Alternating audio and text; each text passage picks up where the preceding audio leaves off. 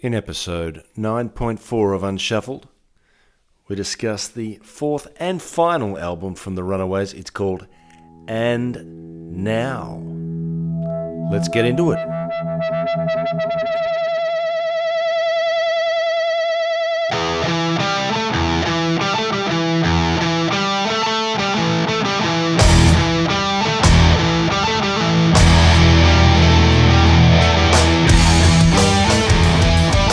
Welcome, listeners. Welcome to Unshuffled. Welcome back to our regular listeners, and a big welcome to all our new listeners around the world. I'm your host, Matt, and joining me, as he always does, from the other side of Eurasia, I'm in Portugal, and Scotty D is in Japan. How are you, Scott? Good. Konnichiwa, Matt. Listeners. And, oh my God, have I forgotten how to say hello in Portuguese? Olá! But it's hola without the H, right? Yeah, there's no H. Yeah. Just olá. Hola. Olá to you and to all our listeners. We're on Shuffle, and if you haven't caught us before, well, welcome. We're bringing back the album. We're hoping to, anyway. We're trying, doing our best. Some might say we're fighting a losing battle, but we're going to keep fighting it. You know, the tide will turn eventually, surely, because albums are the best way to listen to music. We're doing it band by band, album by album. Our current band is called the Runaways. Very famous, seminal, some might say, rock band from the late 70s. It was the launch pad of many great careers. And hopefully you've been following us as we've tracked through the first three albums of the Runaways. We're on to their fourth album and final, as it turns out, today. And Scott's going to tell us all the details, as he always does, of their fourth album called And Now. Take it away.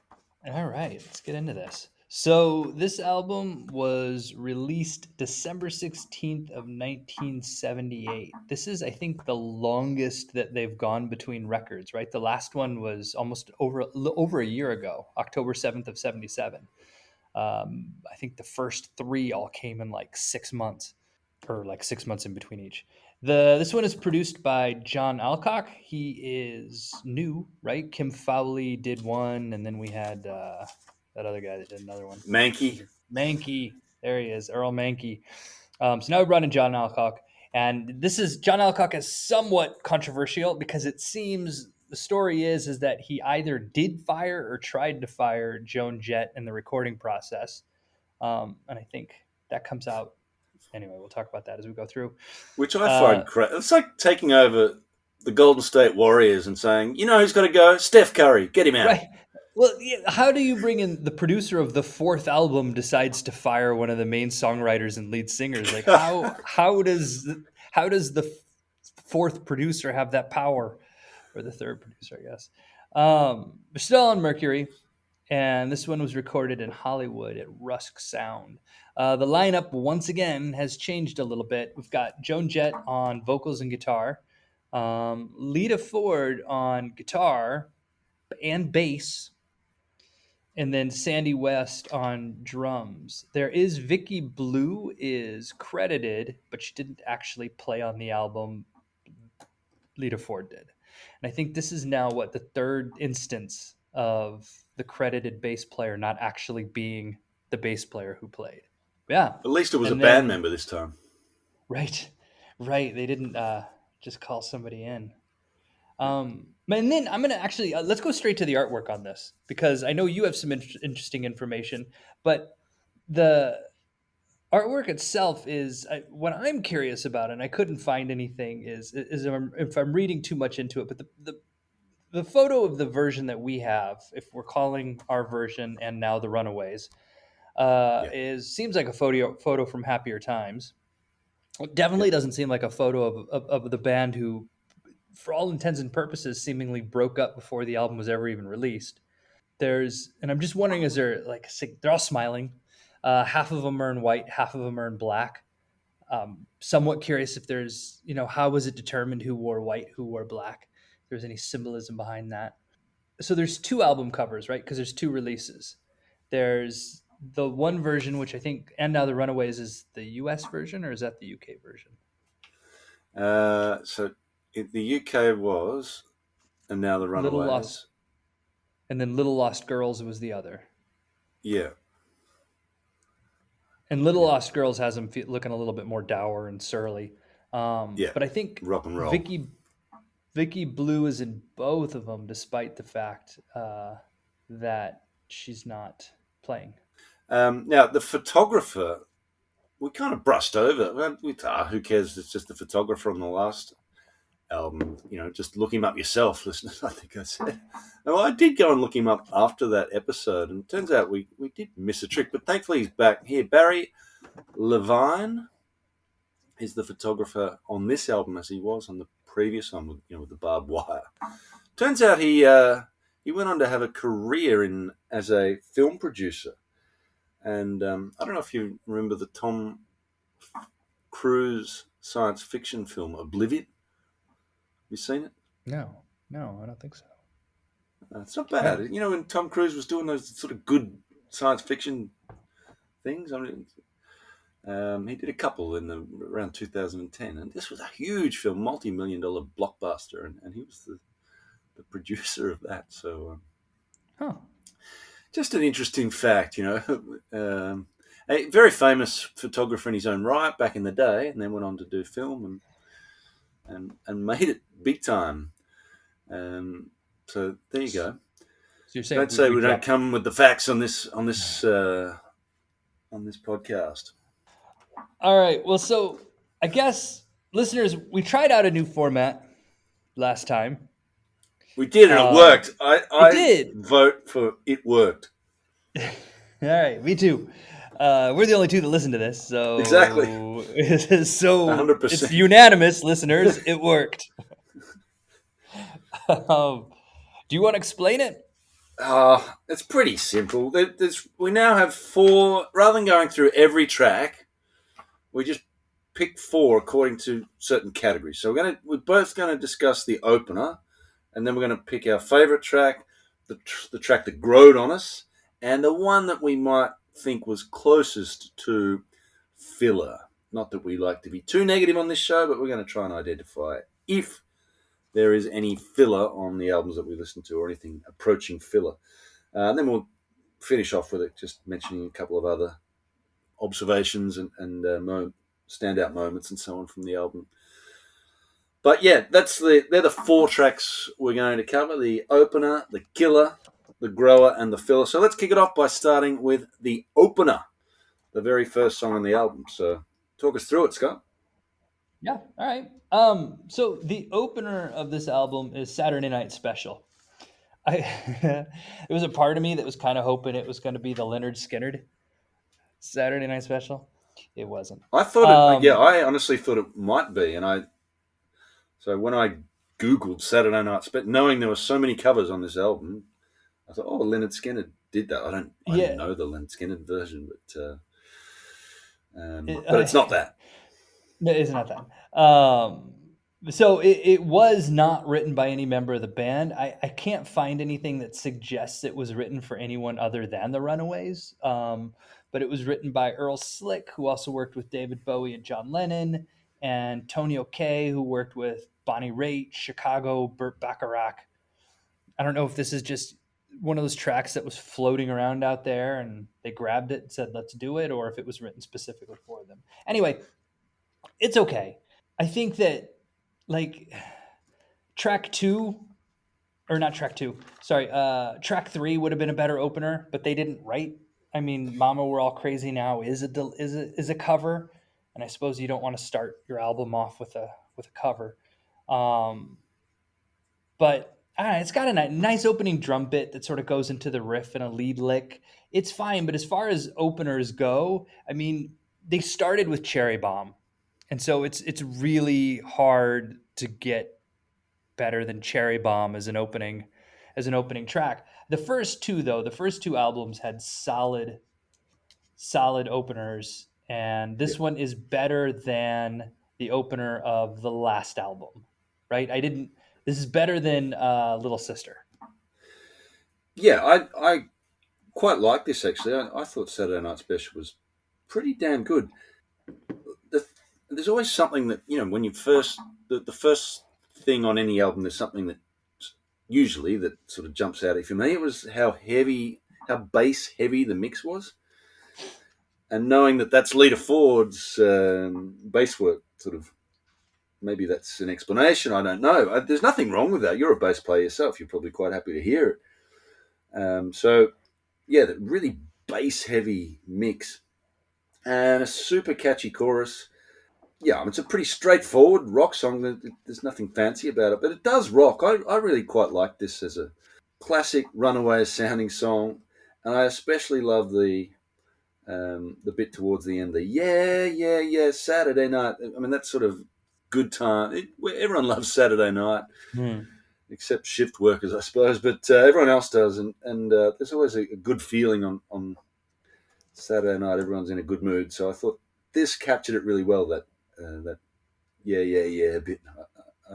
So good fun, a good party song, and classic Runaways sound. I thought so. Happy with that as an opener.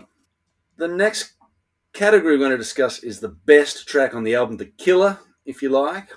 This was that opener was in the running for me. That was one of my favourites on the album, but it's not the one I chose.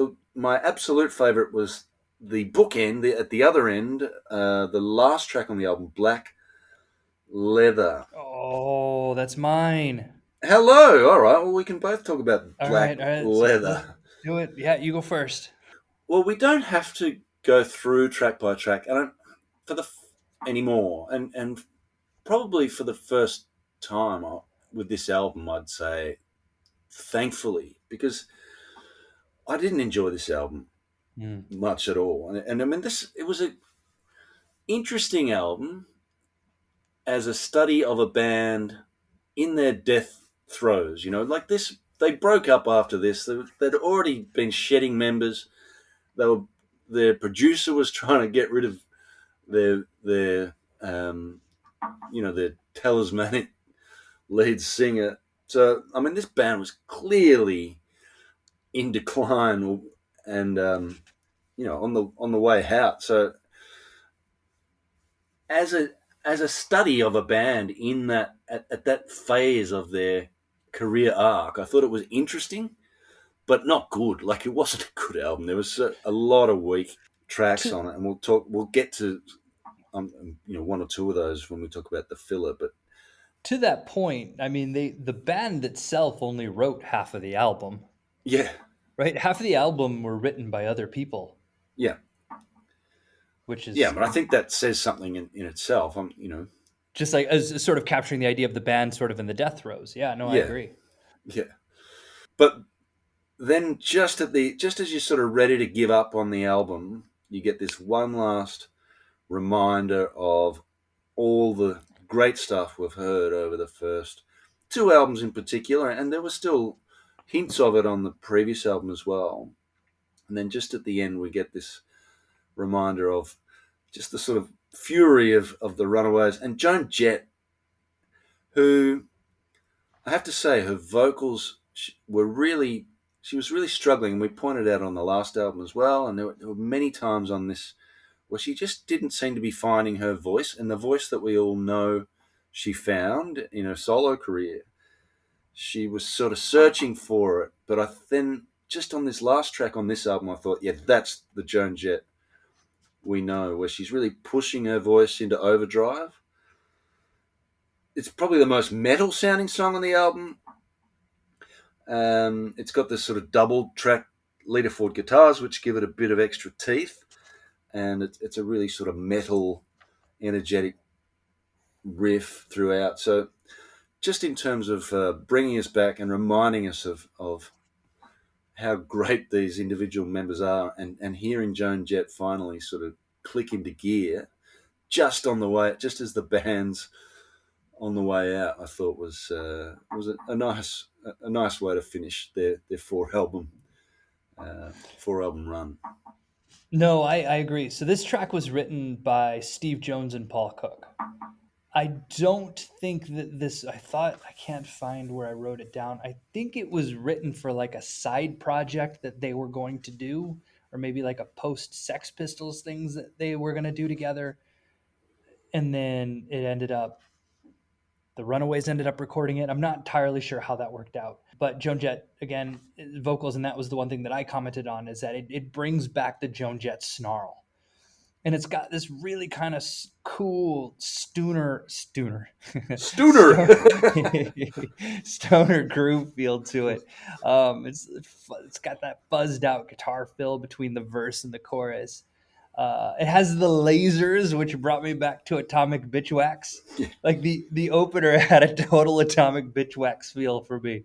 So I think honestly, this song could have gone anywhere and done anything. They had me at the lasers. Yeah. It was that was it. Say no more. I'm in. Yeah. And the minute they kicked up the fuzz, but yeah, no, this is just a cool track, and kind of a, you know what, if you're gonna end your career, a cool track to end your career on. Like this would, if I was to make a compilation of my favorite Runaways songs, this would hands down be on it. Yeah. Yeah. Me too, for sure. There we go. Nice. I like it when we agree on stuff too. Yeah, yeah. Let's see if we this keeps going. All right. So What's your grower then? my grower is actually going to come up in two categories that Right. are going to seemingly contradict one another. But hang with Okay. Well, there's only two categories left, so it's yeah. not hard to guess. But The so my grower is 8 days a week. wow. And and it's just quite, because the more I listen to it, the more it grows on me. Uh, they sort of slowed it down. They've made it this mournful song, almost sort of about a loss. There's the, the drum intro coming in is, and they changed that up. There's the keyboard on the melody. The bass does these end runs. It has like this bounce to it while being kind of more mournful than celebratory. I mean, I have some sort of inquiry based. Well, I'll get to that later. It'll come up again. I'll talk more about it in my next category. All right. That I would not have expected that one. That was I thought that was a startlingly strange choice for a cover song. And I didn't like it. I didn't like it. It never grew on me. Other than I like the little organy touch. I guess it's sort of Yeah. almost had a Hammondy. Well, and that's where I forgot to. I should have credited that guy when we were talking about. His name's Dwayne Hitchings, Right. and he did the key. I should have credited him back when I was given the lineup. But yeah, he does a lot of the keys, the keyboard stuff. Oh, maybe you can give him a Brownlow vote. You'll have to stay tuned, listener. Does Hitchings make it into Scott's Brownlow votes? Okay. Well, that's an interesting choice for a grower. My grower. See, the thing is with the grower is it's got to be a song that obviously that you don't think much of the first time you hear, or usually because it's got to have room to grow, right? Yep, that this song fits that definition for me. Yes. So the song that fits that definition for me was the Lita Ford penned "I'm a Million," which is this sort of plodding, bluesy riff, which doesn't instantly grab you. And again, with Lita Ford, some awful vocals, and well, you'll hear more about them later in the when we talk about some of the notable lyrics. And I don't really know what it's about. Like, so it's all criticism at this point. I don't know. I think "I'm a Million." Is it a sort of song about multiplicity? Is that what it means? Like I'm lots of different people, or is she? I think, as we learned last album with Lita Ford's lyrics, it's probably best not to overthink them. I'll probably just leave it at that. The lyrics are terrible, but the more I listened to it, I really started to like that plodding, bluesy riff throughout it, and the little touches and embellishments that she puts on it just to sort of change it up as it's going through. So I really liked her musicianship on it. And yeah, it grew on me. It grew on me. So, and then you sort of once you the shock of how bad the lyrics are passes, you start to sort of it's all right. I don't mind it. I don't mind I'm a million. So that was my grower. What do we got now? Filler. Now this was a tough category on this album, I got to say. What was your filler? You want me to start it? Yeah, start. All right. Mine was Right Now. And I feel bad saying this because it's Sandy West's only contribution. Ever. Yeah. And it was the song, the story goes, is the song was literally filler. It was written and performed after Joan Jett was seemingly fired or phased out of the band, and they needed like a couple more songs to fill this out. And so Sandy West, as I understand it, and so this is Sandy West. You know, she came to the table to fill in the void, but I don't like it. The first off, this is why Dwayne Hitchings, by the way, is not going to make my Brownlow. The part of what drives me crazy is that baseball stadium organ that sounds like Yeah. that's sort of just driving the song and holding down the back end. This song is just I can't really say much about it because I skip over it a Right. lot. Yeah, So I found this. It's so odd and at odds with everything that they've done and everything we've come to associate with this, this powerful rock band, and then you've got this. What I don't even. What if you're putting Runaways aside? Like, what genre is this song? It's like, is it pop? I guess it's like a pop song. baseball stadium organ rock. Yeah, it's like Is that a genre? there's a kind of Gary Newman kind of electronic keyboardy stuff. I don't know. It feels like pop to me. Very odd, very odd, and yeah, completely jarringly out of place. So to me, filler. To me, it's almost too bad to be filler, if you know what I mean. Like filler's kind of my interpretation of filler is kind of the one that it just sort of blends into the background, like. And there's a few on this, but yeah, just as we got past the sort of covers, there's two covers, 8 Days a Week, Mama We're All Crazy Now, which is, I really like the Slade cover, by the way. I do Mama too. We're All Crazy Now. And then the Lita Ford growing the sort of bluesy ballad, and then Right Now, which is just weird. And then, to me, the filler really starts up with Takeover and My Buddy and Me, which I think some people like, but I certainly didn't. And Little Lost Girl. This just at this point of the album, I'm just please. We've got Paul Bearer next. I really want to get to Paul Bearer at this point. So I'll nominate Takeover, but really it's this sort of second half of the album stretch before finally we get Black Leather at the end to sort of redeem it all. But Takeover is just a strange, like the lyrics. I guess if you want. My wife teaches Cold War history, and we were discussing it the other day. Actually, sort of pop Careful here. culture. You're about ready to step on my notable lyrics. Well, tread lightly. Stay in your lane. Yeah. All right. Well, it's just like there's some pop culture markers about the paranoia surrounding the Cold War in the early '80s, and I would say the high watermark of that was probably like Rocky IV. Classic. And there's some action films, but I think like just in terms of pure US propaganda and sort of anti-Soviet, you got Rocky IV, but there are a whole bunch of other things, and I would put this in my exhibits. If I was having a museum exhibition. I mean, the lyrics of this are well, I'll leave them for you to discuss. I think in the notable lyrics.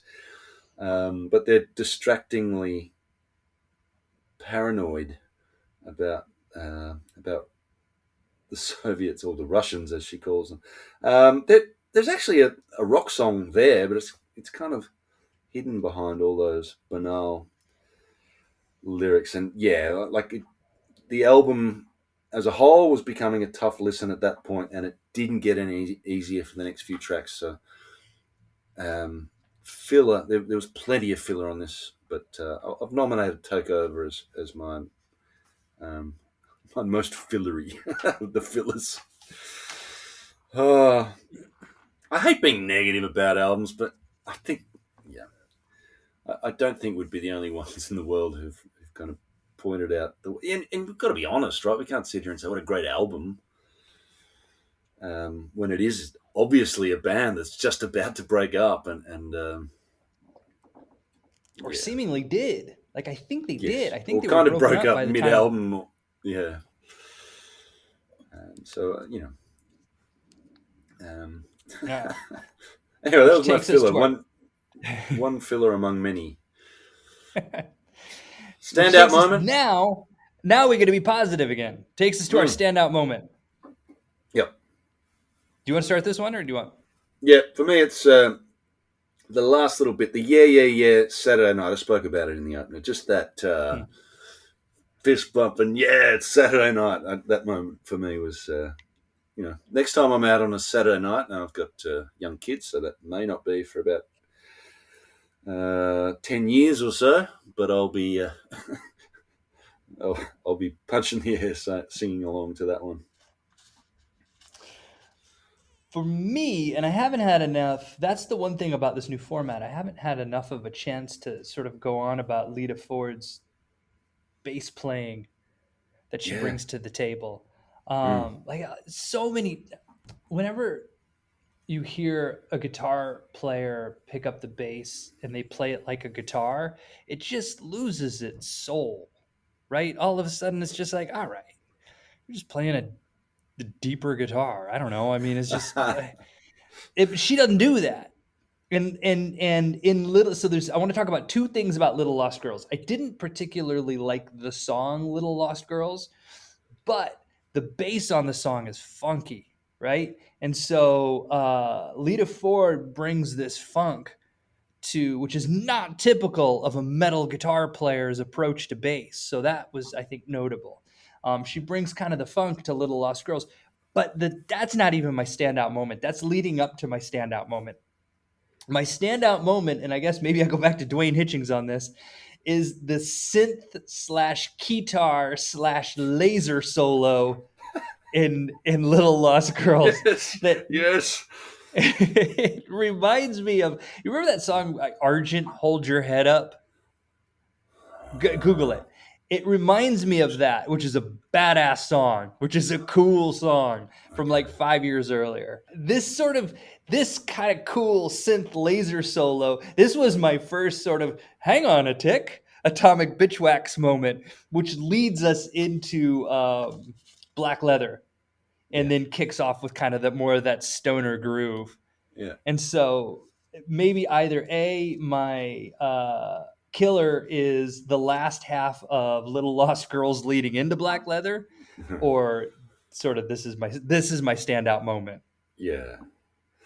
I guess I mean the sort of guitar based 70s rock bands were getting synthy at this point, so I don't think it was out of I don't think it was unusual. Like you think of the sort of later Led Zeppelin albums.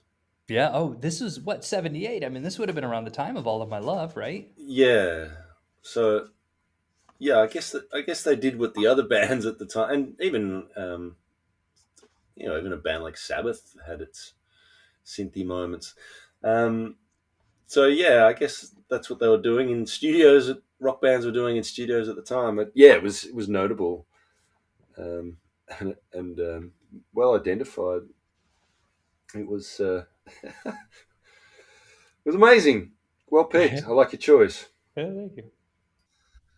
Okay, so our next category is what were they thinking? All right, so this is where I come back. You gonna to take 8 it? days a week. Yep, this is where I come back to 8 days a week. Okay.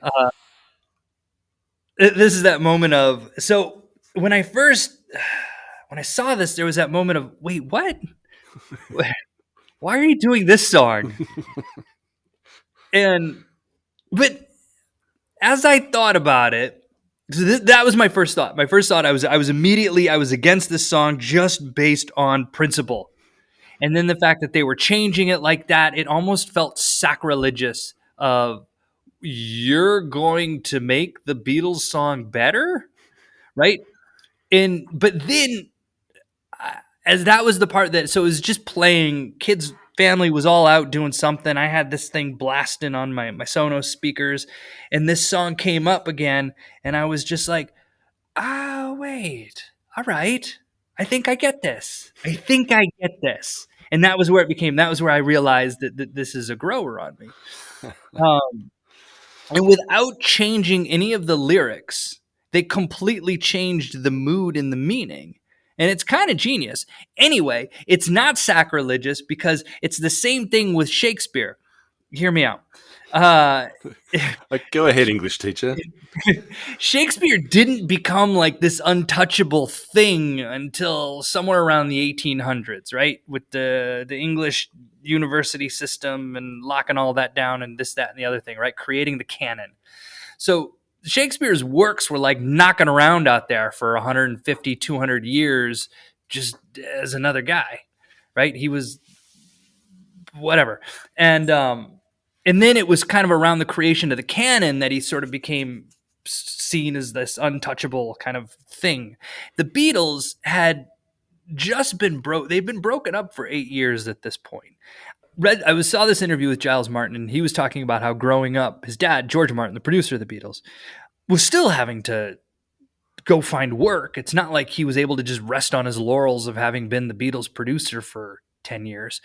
And so I don't think the Beatles didn't really become untouchable until, as I understand it, until like the 80s, right? It was really kind of around the 80s when their music started being put into CDs, when that Beatles documentary, that huge, massive documentary came out, that the Beatles explosion just kind of took this whole other leap into sort of this stratosphere that we now know it as.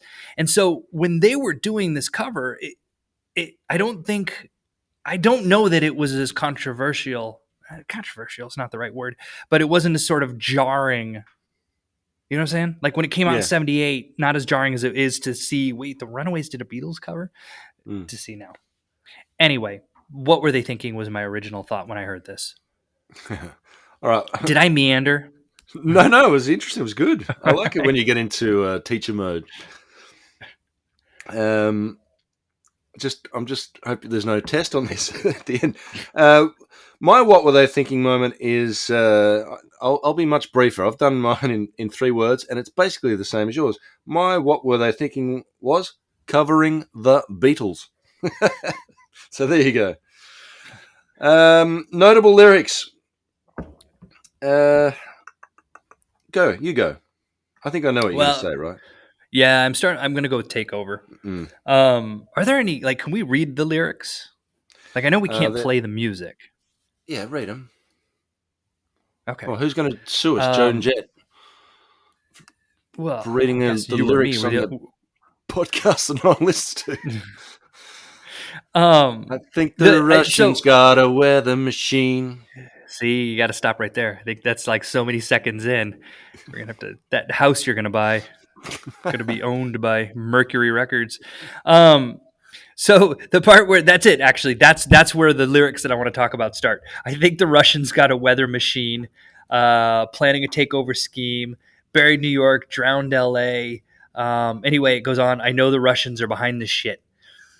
Is she blaming climate change on the Russians? Well, I don't think climate change was widely. It wasn't a thing yet, but I think maybe 1 or 2 scientists had identified it, but no one was talking about it. Right. But there's a definite. Anyway, and there is sort of, I don't know if it's jumping on a sort of like grabbing a cultural zeitgeist. I don't know if we were collectively. I guess we were. The U.S. had been kind of blaming the Russians since the 1950s. But you were right in what you were talking about earlier. It really kind of came to a head with, I think, Rocky IV. Takeover. I mean, those lyrics were bad, but I think there was worse. And I think Lita Ford, when she penned the lyrics to "I'm a Million," took the cake, as we say. And there's the whole song. The lyrics of the whole song are terrible. Maybe not quite trash can murders level of bad, but seen you before, but you're making me sore. Was the worst lyric on the album, I thought, and that whole song was pretty bad. So, and I really liked the song. As I said, it grew on me, but the lyrics, man, oh man. I didn't really follow Lita's solo career. I know the big hits, but did she improve as a lyricist? I didn't really follow Lita Ford's solo career either. Right. Come On Baby Kiss Me Deadly. Yeah, so that's sort of the one I know. Yeah. And it doesn't have standout lyrics either. No. Went to a party on a Saturday night. Didn't get laid, got into a fight. Yeah. Uh-huh. Okay, maybe she didn't improve. Great guitarist though. Great bass players we found out on this Great album. bass player, turns out. Well pointed out. Yeah. I mean, they should have put on drums too. Yeah, we're done. Well, we're done with the Runaways. We still need to do the band Brownlow on this album though, and then we'll wrap things up. So, you want to talk quickly through your now? The question with the band Brownlow is, do we count the bass player and the guitarist as two separate entities when issuing? I did not, because I gave it to the person. Right. Okay, I'll do. And the I gave same it to the person based on her double duty. All right, I'll do the same then. All right, you go first then, and I'll reshuffle my. All right, my one vote goes to Sandy West. Mm-hmm. Great drums on this album. Yep. And I do, even though I called her track the filler, I give her credit. She had to step up and throw down a jam, and she did it. Yep. I said, round this thing out, Sandy. And she's like, I got you. So I gave her my one vote. Mm-hmm. My 2 votes goes to Lita Ford for doing her double duty, bass and guitars. And my 3 vote goes to Joan Jett. And for her snarl comes back, which I felt was missing on the last album. It's come back. I think we hear it at least in 2 songs on this album. And then the fact that just, I don't know, giving her the victory for having been fired, I guess. Yeah. So I give her the win there. Right. And then I did have an asterisk next to Dwayne Hitchings as an honorable mention. Yeah. Way to go, Dwayne! All right, so I'll go 1 vote. So the third best performance, similar order to you. I might just swap the top 2. So I'll go Sandy West, 1 vote.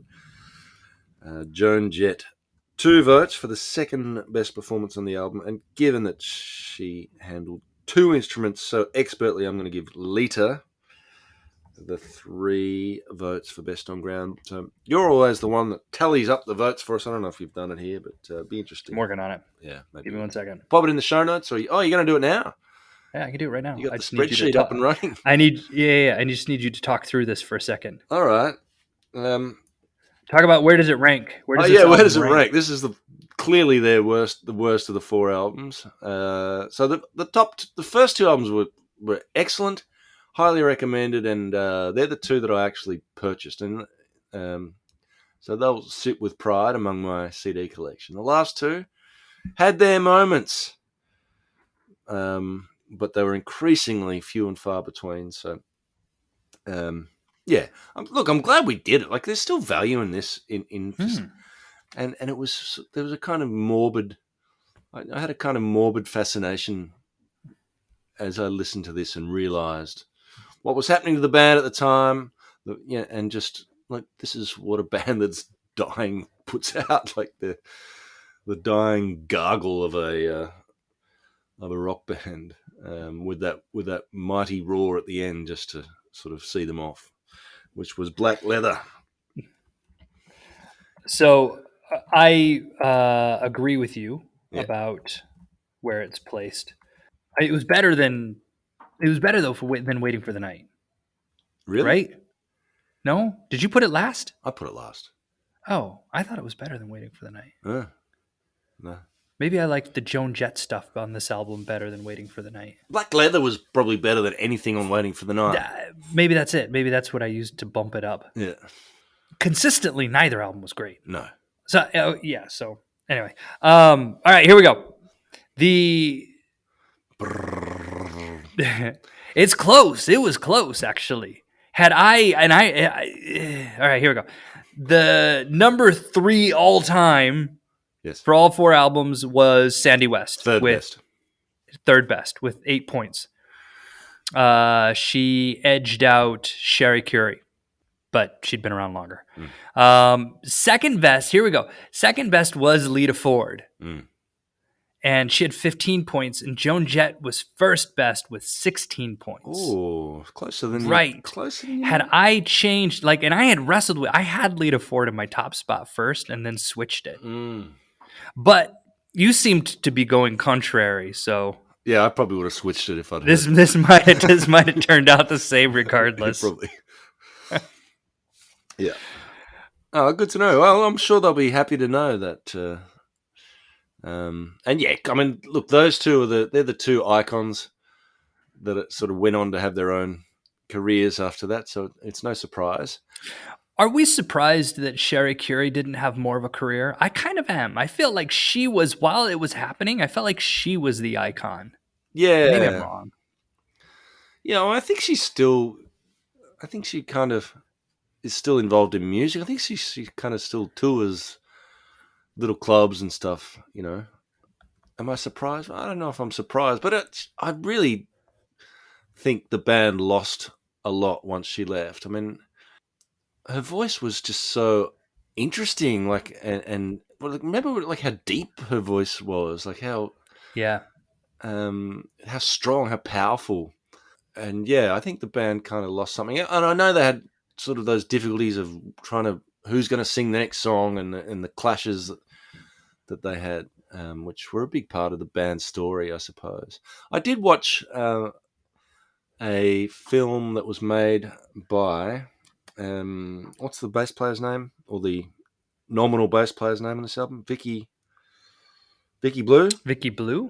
Yeah, so she made an album called Edge Play, which was about, and where she interviewed all the different band members except Joan Jett, who's always been the one who is a bit more reluctant to share her stories of the Runaways. But she's also the one who won't tell tales. Yeah. Which is, she's very sort of, it's kind of like she just locked it up. Yeah. Put this part of her career somewhere, and then that's that. Yeah. Yeah, agreed. But this Edge Play was really interesting, I thought, and well worth a watch. There's also been a feature film of the Runaways, which I think the people that made that were kind of watched this Edge Play thing and then were inspired by it. But a big part of what they were talking about in Edge Play was just the different visions that the different band members had, and it was pulling them in all directions. So Joan Jett sort of had this sort of glammy influence, and she loved, that Slade cover that she did on this one, and there was that she had this sort of stompy glam influenced rock and roll, and then you've got the more metal stuff from Lita Ford, and you've got producers pulling them in different directions as well.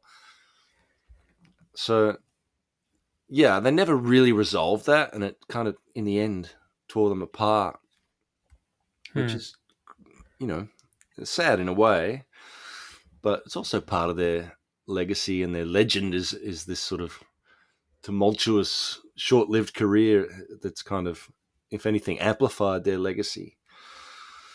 But thank you, Scott, for as always chatting through the career, brief but explosive career of the Runaways. It's been a blast. Yeah, no, I've enjoyed this. And thank you. Go. Say thank you to listener as well. Yeah, and joining us. Of course.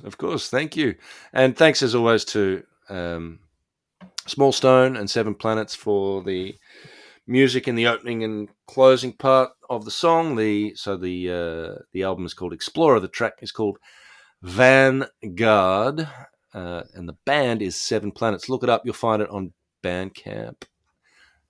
Small Stone have a website as well where you can find the sort of hard copies. Please, listener show notes, you can find those on our website, and all our past episodes are there as well, unshuffledpod.com. If you want to get in touch with us, please do. We'd love to hear from you through our Twitter. What do you call it? Our Twitter page at unshuffledpod is the handle. Listen to me being all social media savvy.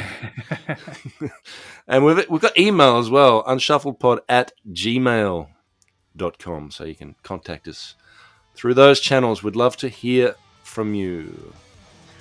All right, so listeners, there's plenty of ways you can get it. Go get your hands on Pallbearer and listen to it thoroughly, and then come back and check in with us as we talk you through it next time. Thanks, everyone. It's been great.